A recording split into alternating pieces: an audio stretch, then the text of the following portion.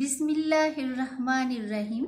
পল্লবী মহিলা degree college কর্তৃক আয়োজিত অনলাইন ক্লাস থেকে আমি মাহমুদা রহমান, রাষ্ট্রবিজ্ঞান বিভাগের সহকারী অধ্যাপক, দ্বাদশ শ্রেণীর শিক্ষার্থীবৃন্দ তোমাদেরকে স্বাগত জানাচ্ছি।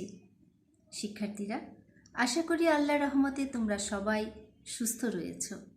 আমিও আল্লাহর রহমতে এবং তোমাদের সকলের দোয়ায় এখন পর্যন্ত সুস্থ রয়েছি। আমি প্রথমেই পরম করুণাময় আল্লাহ তাআলার কাছে শুকরিয়া আদায় করছি, এই করোনার দ্বিতীয় ঢেউয়ের মাঝেও এখন পর্যন্ত আল্লাহ তাআলা আমাদের সকলকে সুস্থ রেখেছেন। শিক্ষার্থীরা, স্বাস্থ্যবিধি অবশ্যই মেনে চলবে, মাস্ক ব্যবহার করতে হবে। কোনো মতেই কিন্তু গাফলতি করলে চলবে না, অসচেতন হলে চলবে না।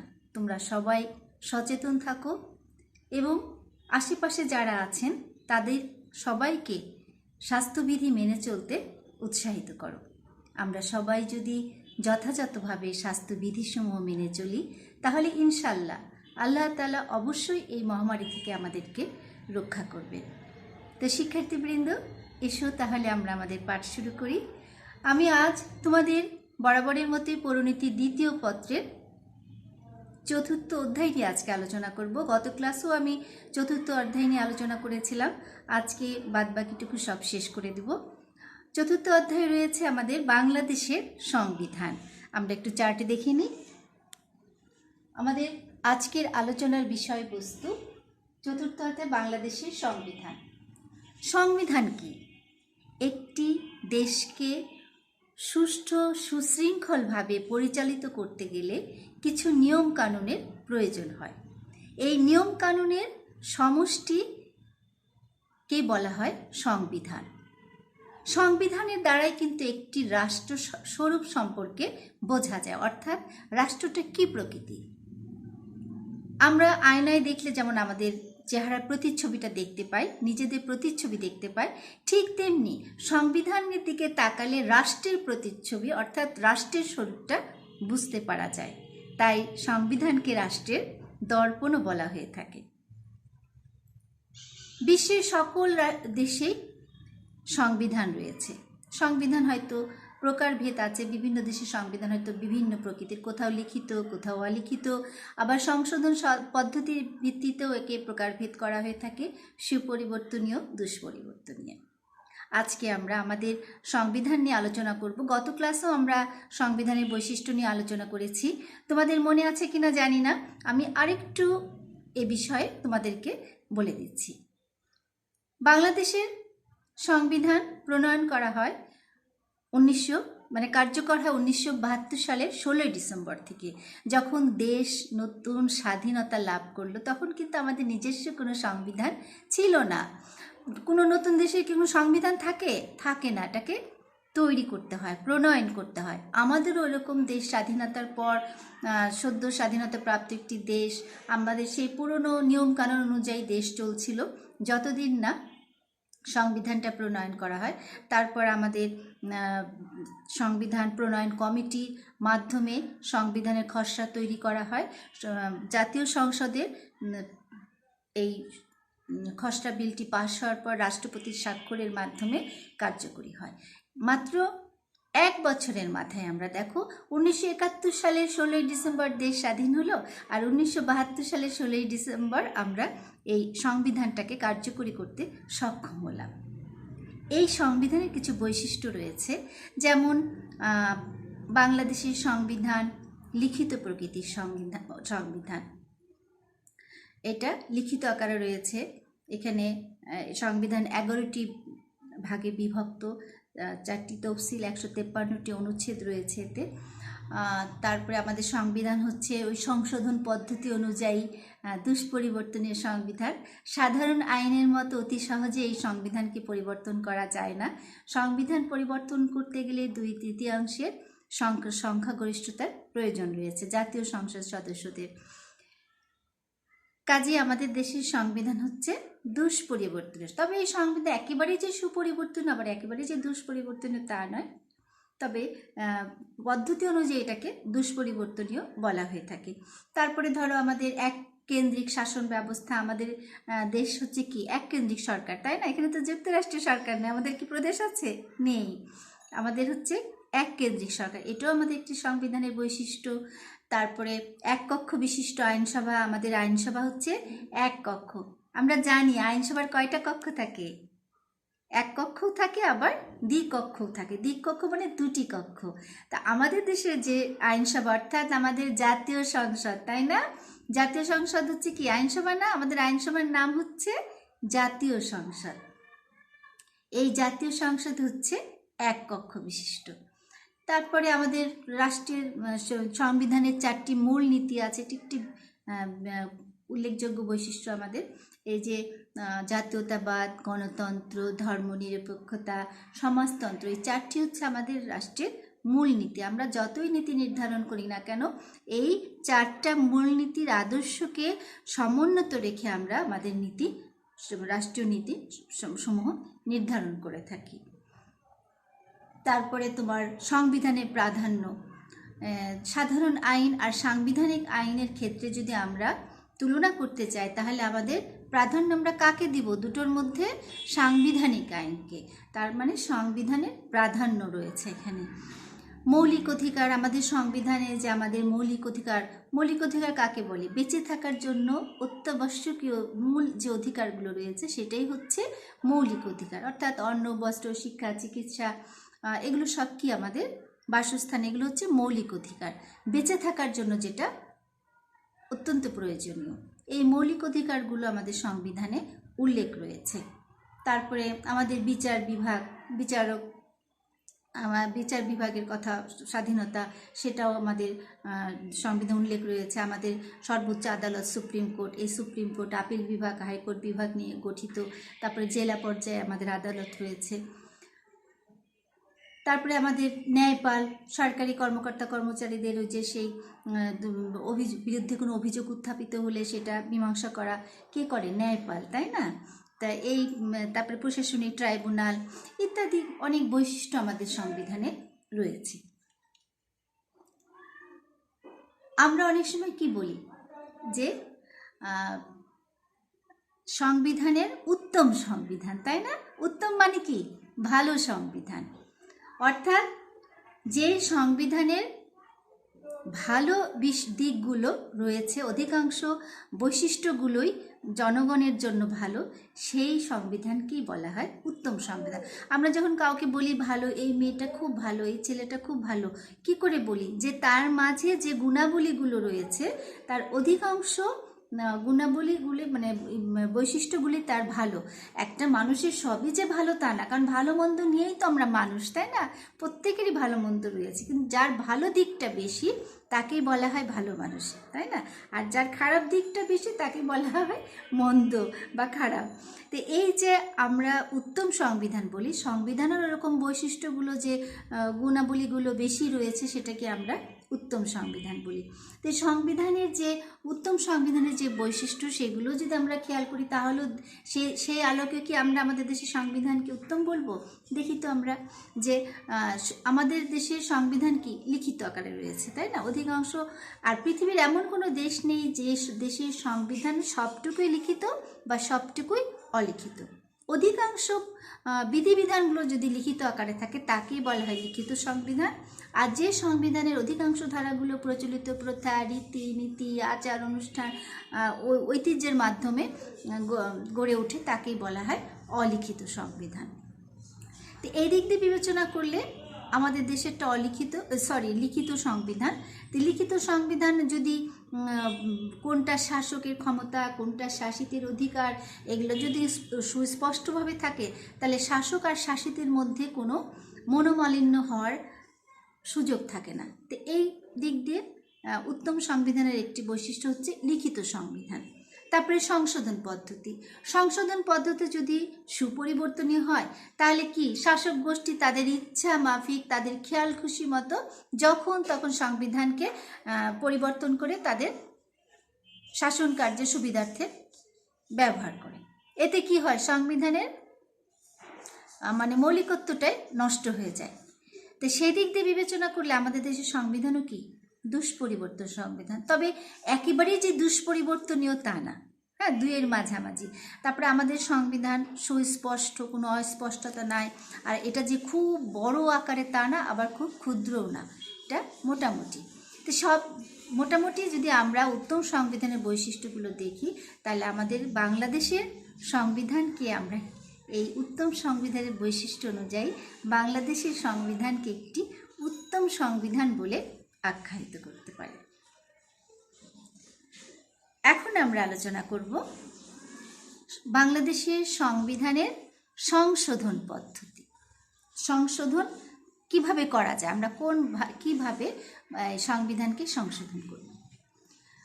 সংবিধান সংশোধন করতে গেলে প্রথমে কি করতে হবে, এটা জাতীয় সংসদে বিল উত্থাপন করতে হবে, অর্থাৎ সংবিধানের যে বিধানটিকে পরিবর্তন করতে হবে বা সংশোধন করতে হবে, সেই বিষয়টি ওই বিলের শিরোনামে অবশ্যই উল্লেখ করতে হবে। যদি বিলের শিরোনামে এই সংশোধনের বিষয়টি উল্লেখ করা না হয়, তাহলে সেই বিল কোনোভাবে উত্থাপন করা যাবে না, সেটা বাতিল হয়ে যাবে, গ্রহণযোগ্যই হবে না। তাহলে প্রথমে কি করতে হবে, সংবিধানের যে বিধানটাকে সংশোধন করতে হচ্ছে সেই বিষয়টা ওই বিলের শিরোনামে অবশ্যই উল্লেখ করতে হবে। এরপর জাতীয় সংসদে মোট সদস্যের 2/3 সংখ্যাগরিষ্ঠতায় বিলটি পাশ হতে হবে, তাই না? মোট যে সদস্য তার 2/3 অর্থাৎ 3/2 সদস্যের সম্মতিক্রমে বিলটিকে গৃহীত হতে হবে। এরপর এই বিলটি পাশ হওয়ার পর রাষ্ট্রপতির সম্মতির জন্য রাষ্ট্রপতির কাছে প্রেরণ করা হয়।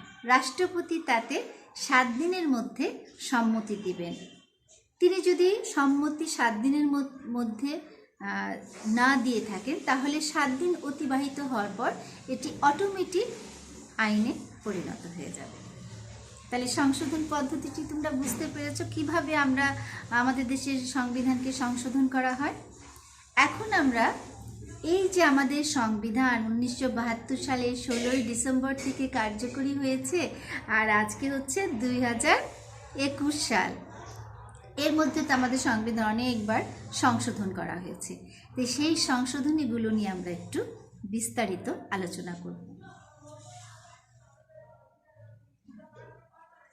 দেখো, প্রথমে আমাদের সংবিধান সংশোধন করা হয় 1973 সালের 15 জুলাই।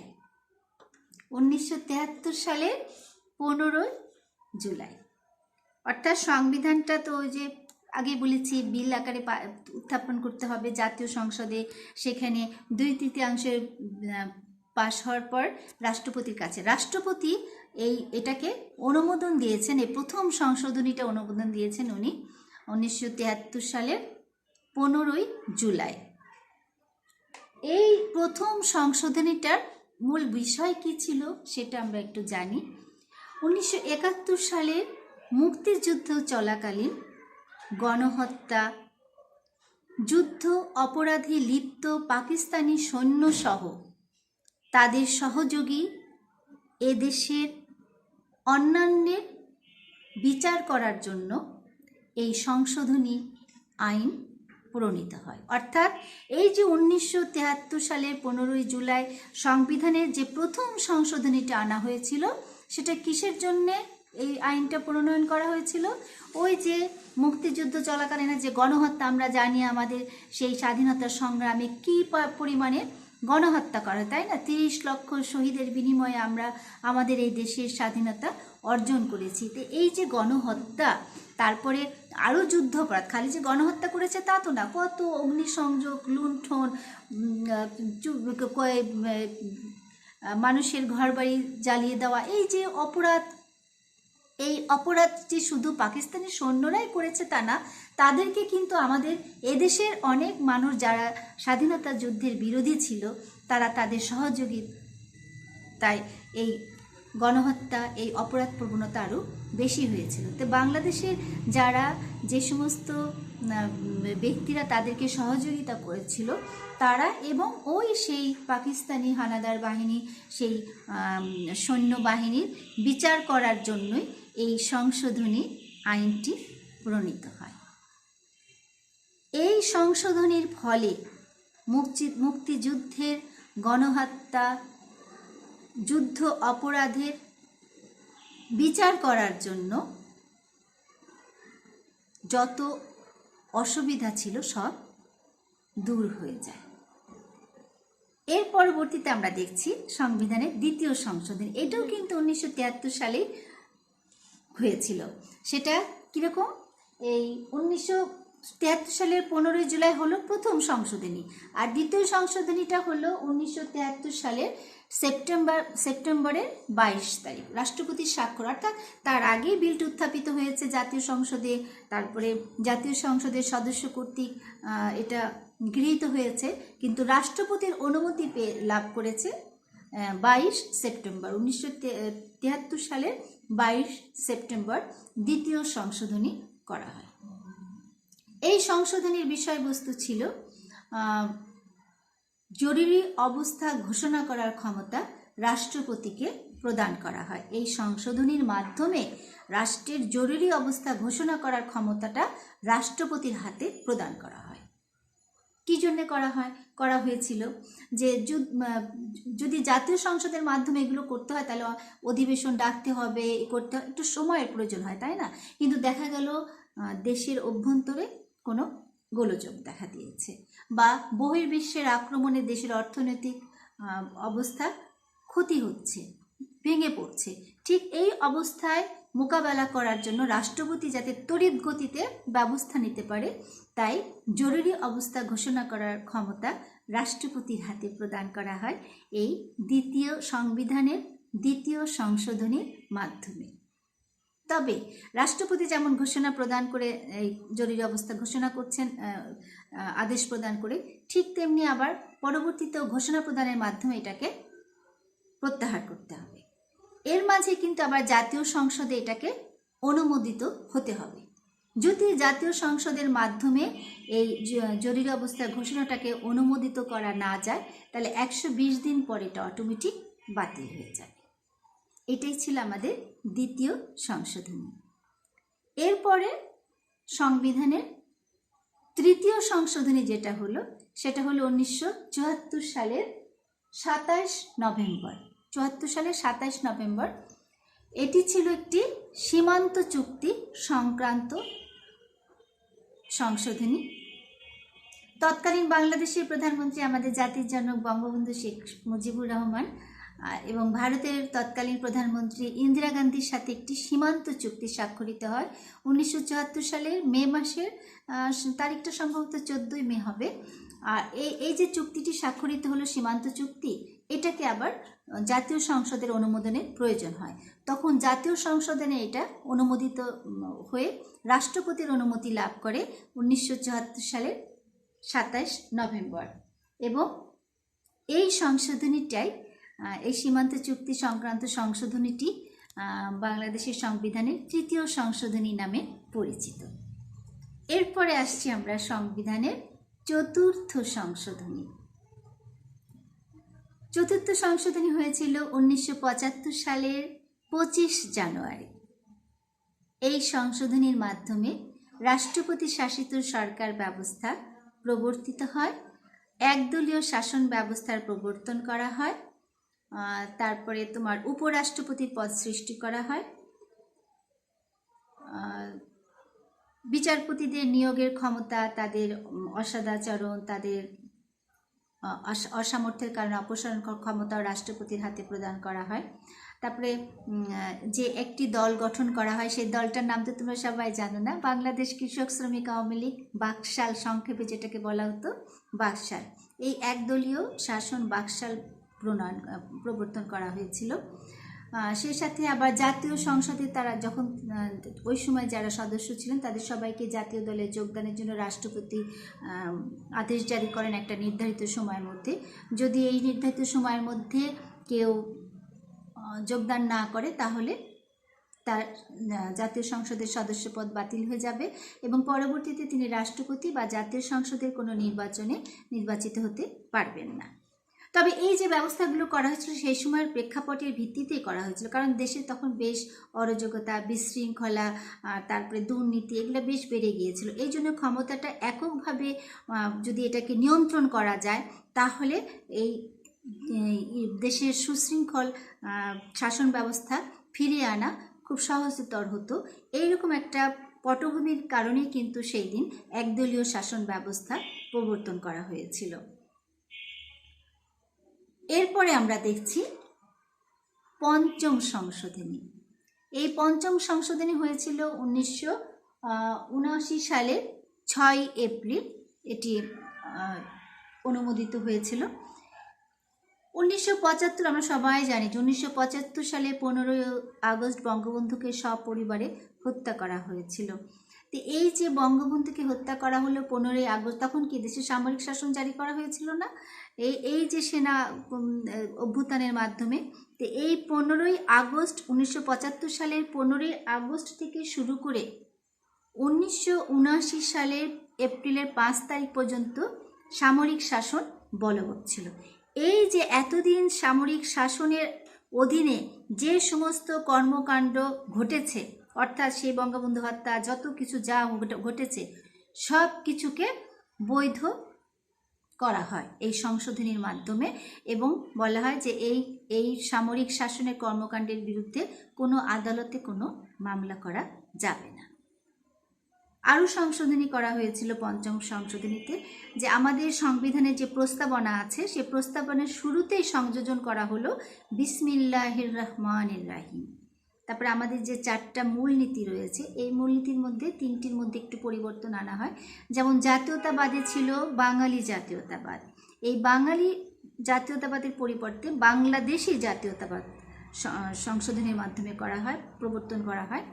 আর ধর্মনিরপেক্ষতা যে মূলনীতিটি ছিল আমাদের, তার পরিবর্তে করা হলো সর্বশক্তিমান আল্লাহ তাআলার প্রতি পূর্ণ আস্থা ও বিশ্বাস। আর সমাজতন্ত্র যে মূলনীতি তার পরিবর্তনে করা হলো অর্থনৈতিক ও সামাজিক ন্যায় বিচার অর্থে সমাজতন্ত্র। এই সংশোধনীগুলো এই পঞ্চম সংশোধনীর মাধ্যমে করা হয়েছিল। তাহলে তোমরা বুঝতে পেরেছো প্রথম সংশোধনী কি, দ্বিতীয় সংশোধনী কি, তৃতীয় কি, চতুর্থ কি, পঞ্চম কি। প্রথমটা কি ছিল? যুদ্ধাপরাধের বিচার সংক্রান্ত। দ্বিতীয়টা কি ছিল? রাষ্ট্রপতির হাতে জরুরি অবস্থা ঘোষণা করার ক্ষমতা প্রদান করা হলো। তৃতীয়টা কি ছিল? সীমান্ত চুক্তি, তাই না? ভারতের সাথে বাংলাদেশের যে সীমান্ত চুক্তি হলো সেই সীমান্ত চুক্তি সংক্রান্ত। চতুর্থ সংশোধনী কি? ওই যে রাষ্ট্রপতি শাসিত সরকার একদলীয় শাসন ব্যবস্থা প্রবর্তন, তাই না? পঞ্চম সংশোধনী কি? যে 15ই আগস্ট 75 সালের 15ই আগস্ট থেকে এপ্রিলের 5 তারিখ পর্যন্ত যা যা ঘটনা ঘটেছে সব কিছুকে বৈধকরণ করা হয়। মূলনীতির 3টির মধ্যে একটু পরিবর্তন আনা হলো। তারপরে বিসমিল্লাহির রহমানির রহিম প্রস্তাবনায় সংবিধানের প্রস্তাবনায় সংযোজন করা হলো। এই সংশোধনীগুলো করা হয়েছিল পঞ্চম সংশোধনীতে। আর পঞ্চম সংশোধনীটা রাষ্ট্রপতির অনুমোদন লাভ করেছিল 6 এপ্রিল 1979 সালে। এরপরে আমরা আসছি ষষ্ঠ সংশোধনী। এটা হয়েছিল 1981 সালের জুলাই 9 তারিখ। অর্থাৎ প্রেসিডেন্ট জিয়াউর রহমানের মৃত্যুর পর 81 সালের 30 মে উনি মৃত্যুবরণ করলেন। তার মৃত্যুর পর উপরাষ্ট্রপতি বিচারপতি আব্দুস সাত্তার অস্থায়ী রাষ্ট্রপতির দায়িত্ব গ্রহণ করলেন। যখন রাষ্ট্রপতির নির্বাচনের তারিখ ঘোষণা করা হলো তখন তাকে দলীয় পদপ্রার্থী হিসেবে রাষ্ট্রপতির পদে মনোনয়ন দেওয়া হলো। কিন্তু একটি সংশয় দেখা গেল যে হয়তো তিনি এই যে লাভজনক পদে থেকে উনি অস্থায়ী রাষ্ট্রপতি দায়িত্ব পালন করছেন উপরাষ্ট্রপতি হয়ে, এখন তিনি রাষ্ট্রপতি পদে প্রতিদ্বন্দ্বিতা করতে পারবেন কিনা। সেই কারণে এই উপরাষ্ট্রপতি পদটাকে কি করা হলো? অলাভজনক করার প্রয়োজনীয়তা দেখা দিল। অলাভজনক পদ এটাকে ঘোষণা করার প্রয়োজনীয়তা দেখা দিল। এই উপরাষ্ট্রপতি পদটাকে অলাভজনক পদ ঘোষণা করাই ছিল এই সংশোধনীর মূল বিষয়। এই সংশোধনীটা হয়েছিল 1981 সালের জুলাই 9 জুলাই। এটাই ছিল ষষ্ঠ সংশোধনী। এরপরে আমরা দেখছি সপ্তম সংশোধনী। সপ্তম সংশোধনীটা হলো কবে? আবার ওই বিচারপতি সাত্তারের শাসনামলের সময় যখন খুব অরাজকতা, বিশৃঙ্খলা, গোলযোগ দেখা দিল রাষ্ট্রের মধ্যে, একদম মারামারি রাহাজারি, তখন কিন্তু আবার দেশের সামরিক শাসন জারি করা হলো এবং এরশাদ ছিল তখন সেনাবাহিনী প্রধান, সামরিক প্রশাসক প্রধান। এই যে 1982 সালের 24 মার্চ সামরিক শাসন জারি করা হলো, আর এটাকে প্রত্যাহার করা হলো 1986 সালের 11 নভেম্বর। এই যে 82 সালের 24 মার্চ থেকে 86 সালের নভেম্বরের 9 তারিখ খুব সম্ভব, হ্যাঁ, এই যে এতদিন পর্যন্ত যে সমস্ত কর্মকাণ্ড সেনাবাহিনী কর্তৃক পরিচালিত হয়েছে, যে যে ঘটনা ঘটেছে, সব কিছু বৈধ করা হলো। ওই যে পঞ্চম সংশোধনীতে যেমন সামরিক শাসনের সব কিছু বৈধ করা হলো, এবার এরশাদের সামরিক শাসনেরও সব কিছু বৈধ করা হলো এই সপ্তম সংশোধনীর মাধ্যমে। এরপরে আমরা দেখছি অষ্টম সংশোধনী। অষ্টম সংশোধনী হয়েছিল কবে? 1988 সালের জুন মাসের 9 জুন। এই অষ্টম সংশোধনীর মূল বিষয়গুলো কি ছিল? ইসলামকে রাষ্ট্রধর্ম হিসেবে ঘোষণা করা হয়, অর্থাৎ ইসলাম হচ্ছে প্রজাতন্ত্রে, বাংলাদেশ প্রজাতন্ত্রের রাষ্ট্রধর্ম। এছাড়া এই দেশে যে অন্যান্য ধর্মাবলম্বীরা রয়েছেন তাদের ধর্ম তারা যথাযথভাবে পালন করতে পারবে। সেই সাথে আরেকটি জিনিস করা হয়েছিল, হাইকোর্টের 6টি স্থায়ী বেঞ্চ প্রতিষ্ঠা করা হয়। চট্টগ্রাম, বরিশাল, সিলেট, কুমিল্লা, রংপুর, যশোরে 6টি স্থায়ী বেঞ্চ গঠন করা হয়। এরপরে আসছি আমরা নবম সংশোধনী। এটা হয়েছিল 1989 সালের 11 জুলাই। জুলাই 11 তারিখে এটা অনুমোদিত হয়েছিল রাষ্ট্রপতি কর্তৃক। এর আগে বিলটি উত্থাপন করা হয়, বিল পাস হয় জাতীয় সংসদে, কিন্তু কার্যকরিত হবে সবশেষে রাষ্ট্রপতির স্বাক্ষরের মাধ্যমে, তাই না? সেই স্বাক্ষরটাই লাভ করেছিল এটা 11 জুলাই 1989 সালে। 1989 সালে 11 জুলাই। এই নবম সংশোধনীর মূল বিষয়গুলো কি ছিল? যে রাষ্ট্রপতি এবং উপরাষ্ট্রপতির মেয়াদ 5 বছর এবং রাষ্ট্রপতি উপরাষ্ট্রপতি একাধিক্রমে 2 বার 2 মেয়াদে শাসন ক্ষমতায় থাকতে পারবেন, অর্থাৎ পরপর 5-5-10 বছর পর্যন্ত থাকতে পারবেন, তার বেশি পারবেন না। হয়তো গ্যাপ দিয়ে আসতে পারবেন, কিন্তু একাধিক্রমে 2 টার্মের বেশি, 2 মেয়াদের বেশি এই রাষ্ট্রপতি এবং উপরাষ্ট্রপতি শাসন ক্ষমতায় অধিষ্ঠিত থাকবেন, তার বেশি পারবেন না। সেই সাথে আরও বলা হলো যে রাষ্ট্রপতি এবং উপরাষ্ট্রপতি পদের নির্বাচন একই দিনে একই সময়ে অনুষ্ঠিত হবে। আর রাষ্ট্রপতি যদি কোনো কারণে পদত্যাগ করতে চান তাহলে তিনি কার কাছে আবেদন করবেন? উপরাষ্ট্রপতি বরাবর। উপরাষ্ট্রপতি তো রাষ্ট্রপতিকে করতে পারবেন, কিন্তু রাষ্ট্রপতি করবেন কাকে? উপরাষ্ট্রপতির উদ্দেশ্যে পদত্যাগপত্র দাখিল করতে পারবেন। এই নবম সংশোধনীতে আরও একটি বিষয় ছিল যে রাষ্ট্রপতি এবং উপরাষ্ট্রপতি থাকাকালীন অবস্থায় তারা জাতীয় সংসদের সদস্য হতে পারবেন না। অর্থাৎ ধরো জাতীয় সংসদের সদস্য, তাকেই রাষ্ট্রপতি নির্বাচিত করা হলো, হ্যাঁ, তিনি ছিলেন আগে হয়তো জাতীয় সংসদ সদস্য, পরবর্তীতে তিনি এখানে দাঁড়ালেন, কিন্তু ওইটা পদত্যাগ করে তাকে আসতে হবে। ওইখানে থাকা অবস্থায় তিনি আসতে পারবেন না। রাষ্ট্রপতি এবং উপরাষ্ট্রপতি পদে কেউই জাতীয় সংসদের সদস্য হতে পারবেন না এই পদে থাকা অবস্থায়। এরপরে আমরা দেখছি দশম সংশোধনী। এটা হয়েছিল 1990 সাল। 89 সালে দেখো নবম হলো, তারপরে 90 সালে হলো দশম। দশম সংশোধনীতে কি বলা হয়েছিল? যে মহিলাদের জন্য আসন, যখন সেই 72 সালে সংবিধান প্রণয়ন করা হয় তখন মহিলাদের জন্য সংরক্ষিত আসন ছিল মাত্র 15টি 10 বছরের জন্য। এখন এই দশম সংশোধনীতে এই 15 জনের আসন বৃদ্ধি করে মহিলাদের আসন সংখ্যা করা হলো 30 এবং পরবর্তী 10 বছরের জন্য। এরপরে আমরা দেখছি একাদশ সংশোধনী। এটা হয়েছিল 1991 সালে আগস্টের 10 তারিখে, খুব সম্ভব বিলটি উত্থাপিত হয়েছিল আগস্টের 6 তারিখে, আর এটা রাষ্ট্রপতির সম্মতি মানে অনুমোদন লাভ করে এটা 10 আগস্ট। এটি ছিল বিচারপতি শাহাবুদ্দিন বিষয় নিয়ে।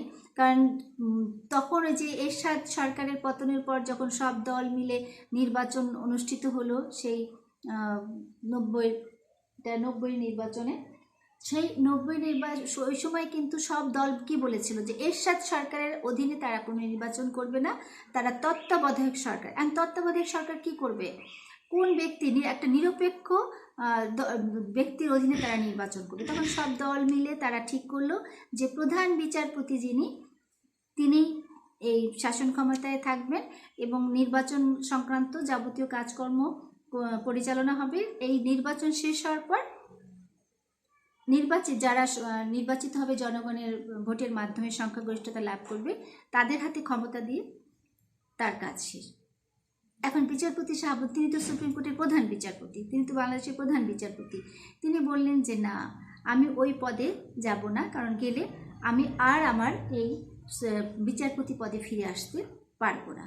কিন্তু সব দল মিলে তখন সিদ্ধান্ত নিল যে ঠিক আছে, আমরা সংবিধানকে সংশোধন করে বিচারপতি শাহাবুদ্দিন যাতে তার পূর্বের পদে পুনরায় ফিরে যেতে পারেন এমন একটি সংশোধনী আমরা করব।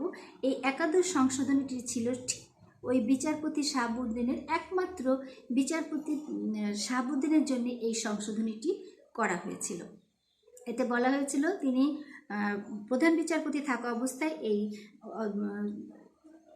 উপরাষ্ট্রপতির দায়িত্ব দিলেন এবং অস্থায়ী রাষ্ট্রপতি হিসেবে দায়িত্ব পালন করলেন। কিন্তু এই যে এই লাভজনক পদে এসে তার পূর্বের পদটা তাকে ত্যাগ করতে হবে, কিন্তু উনি পদত্যাগ না করে এই পদে আসলেন এবং তার প্রধান বিচারপতির কর্মটা কিন্তু, কাজটা কিন্তু ঠিকই থাকলো, ওইটার কোনো রকম ব্যাঘাত ঘটলো না। তিনি এই দায়িত্ব পালনের পর আবার তার পূর্বের দায়িত্বে ফিরে গেলেন। এই বিচারপতি শাহাবুদ্দিনের জন্যেই এই একাদশ সংশোধনীটা করা হয়েছিল সংবিধানে। এরপর আসছে দ্বাদশ সংশোধনী। এটাও কিন্তু একই দিনেই জাতীয় সংসদে বিলটি পাস হয়। এই 1991 সালের আগস্টের 6 তারিখে মনে হয় বিলটি খুব সম্ভব উত্থাপিত হয়েছিল। আর রাষ্ট্রপতির অনুমতি পেয়েছিল এটি সেপ্টেম্বরের 18 তারিখে। 1991 সালেই কিন্তু একই সাথে কিন্তু একাদশ দ্বাদশটা কিন্তু একসাথেই হলো। হ্যাঁ, তো ওইটা আগেই রাষ্ট্রপতির অনুমোদন পেয়ে গেল, যে বিচারপতি শাহাবুদ্দিনের যেটা একাদশ সংশোধনী, আর দ্বাদশ সংশোধনী যেটা সেটা অনুমোদিত হলো, এটা হলো সেপ্টেম্বরের 18 তারিখে। এই দ্বাদশ সংশোধনীটা কিন্তু অত্যন্ত গুরুত্বপূর্ণ একটি সংশোধনী। এই সংশোধনীর মাধ্যমে আমাদের দেশে আবার সেই সংসদীয় সরকার ব্যবস্থা প্রবর্তিত হয়। 1972 সালের সংবিধানে কি বলা হয়েছিল? বাংলাদেশে সংসদীয় সরকার পদ্ধতি, তাই না, মন্ত্রী পরিষদ শাসিত সরকার। কিন্তু 75 সালে রাষ্ট্রপতি শাসিত সরকার ব্যবস্থা প্রবর্তন করা হয়। পরবর্তীতে এইটাই চলে, আর এটাকে কোনো পরিবর্তন করা হয়নি। এইবার এসে 1991 সালের দ্বাদশ সংশোধনীর মাধ্যমে সেই সংসদীয় শাসন ব্যবস্থার প্রবর্তন করা হলো। এরপরে আসছে ত্রয়োদশ সংশোধনী। এই ত্রয়োদশ সংশোধনী হয়েছে 1996 সালের মার্চ মাসে। এটার তারিখ ছিল 28 মার্চ মাসের 28 তারিখে। এই সংশোধনীটি ছিল, এটা একটি গুরুত্বপূর্ণ, তত্ত্বাবধায়ক সরকার সংক্রান্ত। ওই যে বিচারপতি শাহাবুদ্দিনের নেতৃত্বে যে সরকার গঠন করা হয়েছিল, তখন কিন্তু এটা কোনো সংবিধান সংশোধনের মাধ্যমে পার্মানেন্টলি কোনো কিছু করা হয়নি, ওই নির্বাচনের জন্য শুধু করা হয়েছিল। কিন্তু পরবর্তীতে আবার দেখা গেল নানান রকম ঝামেলা, যে যখন যে সরকার থাকে তার আন্ডারে হয়তো নিরপেক্ষভাবে নির্বাচন পরিচালনা করা সম্ভব না, সেই জন্য সব দল মিলে আবার করলো, দাবি দেওয়া ছিল যে তত্ত্বাবধায়ক সরকারের অধীনে নির্বাচনটা পরিচালিত করতে হবে। এই জন্য সংবিধানের সংশোধনীর মাধ্যমে এই তত্ত্বাবধায়ক সরকার ব্যবস্থা প্রবর্তন করা হয়, এই ত্রয়োদশ অর্থাৎ 13তম সংশোধনীর মাধ্যমে। এরপরে আমরা আসছি 14তম চতুর্দশ সংশোধনীর মাধ্যমে। এটি হয়েছিল 2004 সালে মে মাসের 17 তারিখে রাষ্ট্রপতির অনুমতি লাভ করে। এখানে ওই যে মহিলাদের 30টি আসন বৃদ্ধি করা হয়েছিল না, এবার সেই 30 থেকে বৃদ্ধি করে 45 করা হয়। 30 থেকে বৃদ্ধি করে 45 করা হয়। তারপরে আমরা দেখছি পঞ্চদশ সংশোধনী। এই পঞ্চদশ সংশোধনী অত্যন্ত গুরুত্বপূর্ণ একটি সংশোধনী। এই পঞ্চদশ সংশোধনী এটি অনুমোদিত হয় রাষ্ট্রপতি জুলাই 6 তারিখে। পঞ্চম যে সংশোধনীটা হয়েছিল 1979 সালে, এই পঞ্চম সংশোধনীকে আদালত কর্তৃক অবৈধ এবং বাতিল ঘোষণা করা হয়। পঞ্চম সংশোধনীটাকে আদালত কর্তৃক,